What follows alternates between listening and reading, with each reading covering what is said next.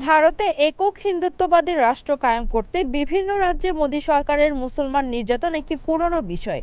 বিভিন্ন ইস্যুতে মুসলমানদের বাসস্থান সহ বিভিন্ন স্থাপনা বুলডোজার দিয়ে ভেঙে ফেলা এবং মুসলমানদের উপর হামলা ও হতাহতের ঘটনা প্রায় নৈমিত্তিক বিষয় হয়ে দাঁড়িয়েছে।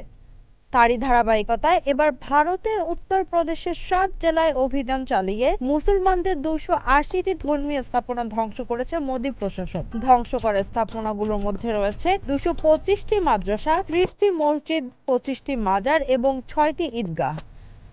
রাজ্য প্রশাসন থেকে দেয়া এক বিবৃতিতে উল্লেখ করা হয়েছে, এসব ধর্মীয় স্থাপনাগুলো ছিল অবৈধ, যা যথাযথ কর্তৃপক্ষের অনুমতি না নিয়ে এই স্থাপনাগুলো নির্মাণ করা হয়েছিল।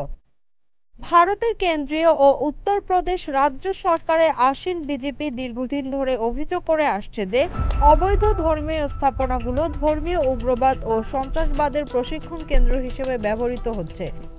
তবে দেশের মানবাধিকার গোষ্ঠীগুলো বলছে, নরেন্দ্র মোদীর শাসনামলে ভারতের মুসলিমরা বৈষম্য ও নির্যাতনের শিকার হচ্ছেন এবং তারা কার্যত দেশের ভেতরেই দ্বিতীয় শ্রেণীর নাগরিকের মতো জীবনযাপনে বাধ্য হচ্ছেন। অতীতেও বহুবার দেশের ধর্মীয় সংখ্যালঘু, বিশেষ করে মুসলিমদের আক্রমণের নিশানা করেছে মোদী সরকার।